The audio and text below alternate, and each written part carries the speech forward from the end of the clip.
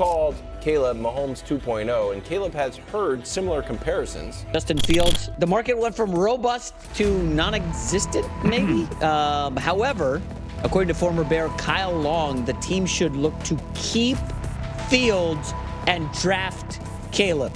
If I'm the Bears, I draft Caleb Williams. I'm going to sit him the first year because 75% of what he was able to do at USC, you can't do that in the NFL. The other 25% translates to Patrick Mahomes.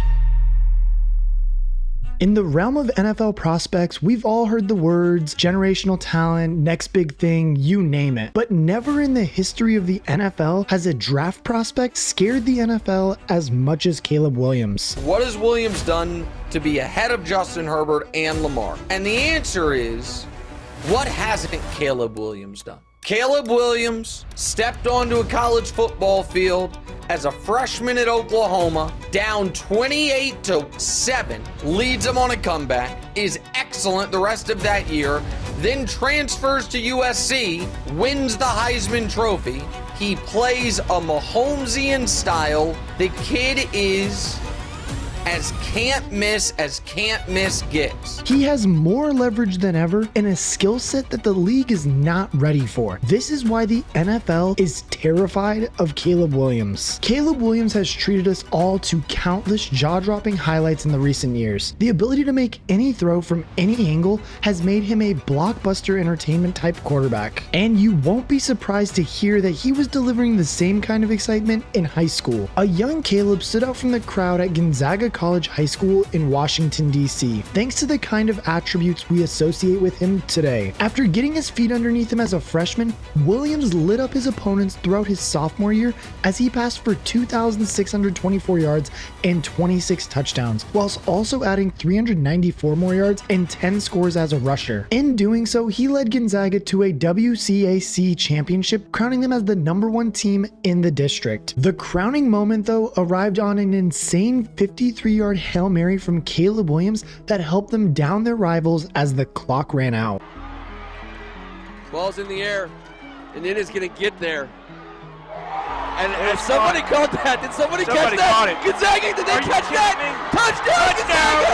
The Gonzaga Purple Eagles win the WC! He was named the Washington, D.C. Gatorade Football Player of the Year for his efforts across the season. Another strong season followed in 2019, and the blueprint to becoming an NFL quarterback gained another pick after he won a prestigious Elite 11 MVP award. He joined a list of past stars such as Andrew Luck, Tua Tagovailoa, and more recently CJ Stroud to have won this award. The future was certainly bright for Caleb Williams, as he was labeled a 5-star recruit by 24/7 Sports, but just 4 stars for some reason from ESPN. And it's fair to say that this was probably the last time we underestimated him. After assessing his college options, Caleb Williams committed to Oklahoma. Lincoln Riley was a big reason why Williams made this decision, with the coach having a lot of success with quarterbacks such as Kyler Murray and Baker Mayfield. Both players won the Heisman and went with the #1 overall pick in their respective drafts. Williams does play very similar to these two types of quarterbacks, so it was a sensible decision he made to follow Riley. A year as the backup to learn the ropes looked like the most likely scenario for Williams in Oklahoma, but his journey to the starting role skipped a few steps when he was asked to come in and replace a struggling Spencer Rattler in the 6th game of the season. And even before Williams was subbed into that game, Lincoln Riley sent him out onto the field on a 4th and 1, and Caleb Williams went on to do what Caleb Williams does best. Keeper all the way, makes a cut, dances free, and look out! Caleb Williams in the secondary. They're trying to run him down. Dives! Touchdown, Oklahoma! And one underwhelming Spencer Rattler drive later, Lincoln Riley handed the keys to Caleb Williams, and Caleb Williams led them back down from 21 to win that game. He entered the game with the team down by 3 scores and promptly completed 16 of 25 passes for 212 yards and 2 touchdowns. To go nicely with the 66-yard rushing touchdown he had already cashed in. The game-tying touchdown was an outrageous off-platform pass on 3rd and 19 from his own 45-yard line. The genie was absolutely out of the bottle, like Caleb Williams had arrived and college football had its newest star. Caleb Williams took over the starting job, and for a few weeks it seemed like everything the kid touched, it turned to gold. He was shifty and could move, and I mean honestly, the kid was making throws that some NFL quarterbacks can't even make. He showed maturity with his pocket presence, and it made it hard to believe that this kid was just a freshman and playing this well. The team put up 139 points in Williams' first 3 games as a starter,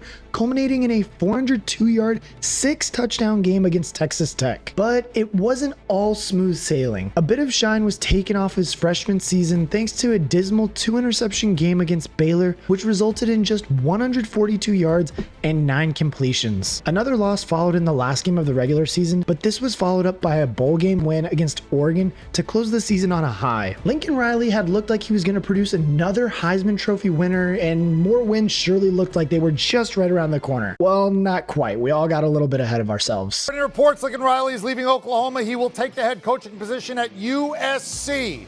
Oklahoma fans had the rug pulled from underneath them as Lincoln Riley announced a stunning move to USC. This immediately set a panic amongst all the fans because they honestly just didn't know what was the next thing that was going to happen to Caleb Williams. And surely just a few weeks later, their nightmare came true as Caleb Williams went on to announce that he was following Riley to USC and was now a Trojan. While it was a tough decision to leave Oklahoma, both Lincoln Riley and Caleb Williams were soon rewarded for the move. Williams absolutely thrived in his new team, putting up a new record of 4,537 yards in his first season with 34 touchdowns and just 4 interceptions, also rushing for 372 yards and 10 more scores on the ground. The acrobatic passes continued to go viral, and Williams proved that he was a legitimate threat with his legs as well. A 12-1 record set up a Pac-12 championship game against rivals Utah, who were the only team to have handed the Trojans a defeat that year. On the big stage, Williams threw for 363 yards and 3 touchdowns, but it wasn't enough as Utah landed 47 points on them to win the game. It was a heartbreaking end to the season, but one that Caleb Williams could be proud of. He had proved that he could come to a new team and deliver right away, which is something he's gonna have to do in the NFL.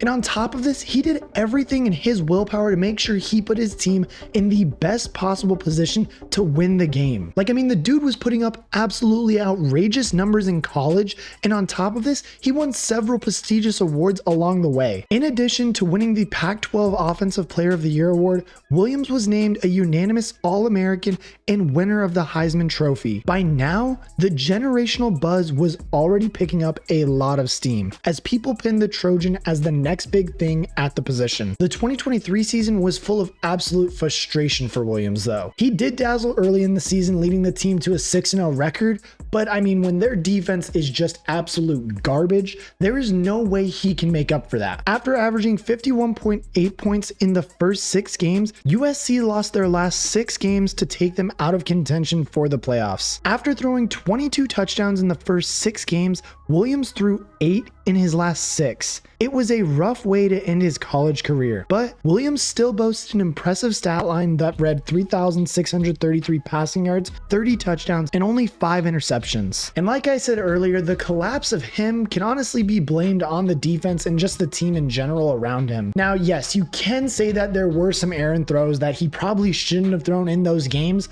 but looking back on the tape, the dude was running from his life because their offensive line had a 42% blown block rate, and on top of that, when you add a defense that is giving up an outrageous amount of points every single game, the kid can only do so much. In just 2 seasons, Williams had posted 8,170 yards, which was good enough to position him 7th on the all-time USC leaderboard, rivaling quarterbacks who had spent 4 years at the school. His 4,537 yards and 42 touchdowns in 2022 were both school records, and his 72 career touchdowns at USC placed him 4th on the school's all-time leaderboard. It may have been a heartbreaking end to the 2-year tenure, but the stats speak for themselves, and everybody was desperate to see how Caleb Williams' game would translate to the NFL. As it stands today, Caleb Williams does look like he's going to be the #1 overall pick. We don't know to what team because the Bears still might might keep Justin Fields for some godforsaken reason, even though he is a god-awful quarterback. But for Caleb Williams and all the quarterback prospects, Caleb Williams is the most exciting by far. He is one of the biggest names to enter the NFL draft and to go along with the likes of Andrew Luck, Trevor Lawrence, and Joe Burrow,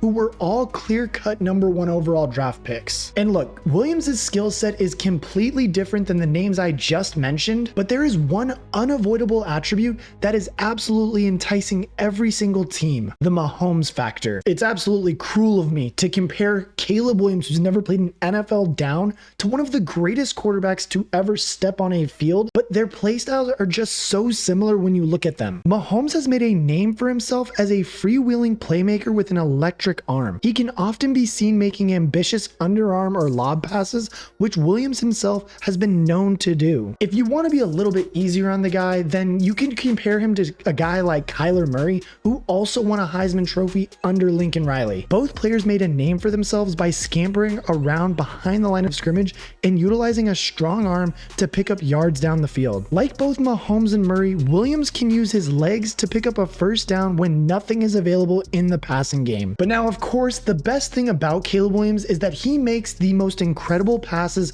look like they are just seamlessly easy for him. From the Hail Mary in high school to the 3rd and 19 at Oklahoma to any of the throws you see on a highlight reel on YouTube of him at USC, he just makes it look like it's an easy thing to do for fun. He doesn't need a perfect base to reach the furthest corners of the field. He can hit those portions of the gridiron while on the move or contorting his body in unnatural ways. It is a truly elite skill set and one that makes him a top 10 quarterback as soon as he enters the NFL. Now, no prospect can be perfect, and there are a few things that he will need to iron out when he gets in the NFL. One of the reasons Williams has been making such outrageous long passes is because he was always playing from behind. The USC defense could not stop a nosebleed, which meant Williams was always having to hunt for the big passes and play hero ball. And as a result of this and always having to make a big play, just taking the easy checkdowns weren't in his arsenal because he had to literally put the team on his back. Operating on that short to intermediate game in the NFL is what's going to make him get a living and get paid in the NFL. Unlike in college, Williams is not going to be the best player on the field. That's why he could get away with so much stuff. The dude was just far and above the best player on the field of those 22. Hell, even those 44 players on both sides of the ball. He's not going to be able to get away with some of that gimmick stuff he was doing in college. So he's going to have to learn how to play and how to develop an offense in the NFL. Like, being on time and on schedule is crucial. If he can do that, then the ceiling for him is incredibly high. Almost every mock draft out there has Williams as the #1 overall pick, and rightfully so. He won plenty of games at college, proved himself on the biggest stage by delivering a dramatic comeback win as a freshman, and can make every throw necessary. He will enter the league as a top 10 quarterback and has the potential to put out a career that rivals Patrick Mahomes and Tom Brady. But I want to know what you guys think. Is Caleb Williams going to be a generational talent, or is he going to be a generational bust? Let me know down in the comment section below, and as always, I will catch you guys in the next one.